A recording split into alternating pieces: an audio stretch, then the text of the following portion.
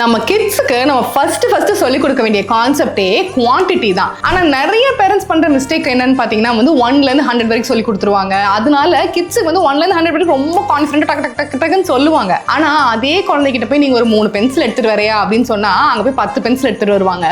ஏன்னா அவங்களுக்கு குவான்டிட்டிங்கிற கான்செப்ட் புரியல. எக்ஸாம்பிளுக்கு இந்த மாதிரி ஏதாவது ஒரு ஐட்டம் எடுத்து வச்சுட்டு 1 கப், அதுக்கப்புறம் இன்னொரு கப் வச்சுட்டு 2 கப்ஸ், 3 கப்ஸ், இந்த மாதிரி சொல்லி கொடுத்தீங்கன்னா தான் உங்களுக்கு குவான்டிட்டி தான் என்னன்னு புரியவே ஆரம்பிக்கும். ஸோ நம்ம ஃபர்ஸ்ட் சொல்லி கொடுக்குற கான்செப்டே இந்த மாதிரி குவான்டிட்டி தான். இதை ரெப்ரசென்ட் பண்ற சிம்பிள் தான் 1 2 3 அப்படின்னு சொல்லிட்டு அதுக்கப்புறமா 1 2 3 எழுதுறதுக்கோ இல்லாட்டி இதை காமிச்சோ சொல்லி கொடுங்க. மேத்தை டெக்ஸ்ட் புக்ல தான் சொல்லி கொடுக்கணும் அப்படின்னு நினைக்காதீங்க. நம்ம டெய்லி லைஃப்லயே மேத் ஆக்டிவிட்டிஸ் நிறைய இருக்கு. ஃபார் எக்ஸாம்பிளுக்கு இப்போ டைனிங் டேபிள்ல ஒரு பிளேட்டை செட் பண்ணி வைங்க. ஒரு பர்சனுக்கு ஒரு பிளேட், அப்போ மொத்தமா எவ்வளோ பிளேட் இருக்கு. இல்லாட்டி நம்ம இப்போ ஷாப்பிங்கே போறோம், 5 பனானாஸ் வாங்கிட்டோம், அதுல நீ 2 பனானாஸ் இப்போ நீ சாப்பிட்ட, மீதி எவ்வளவு இருக்கு. இந்த மாதிரி ரியல் லைஃப் எக்ஸாம்பிள்ஸ் கொடுத்தீங்கன்னா உங்களுக்கு மேத் ரொம்பவே இன்ட்ரெஸ்டிங்கா நல்லாவும் புரிய ஆரம்பிச்சிடும்.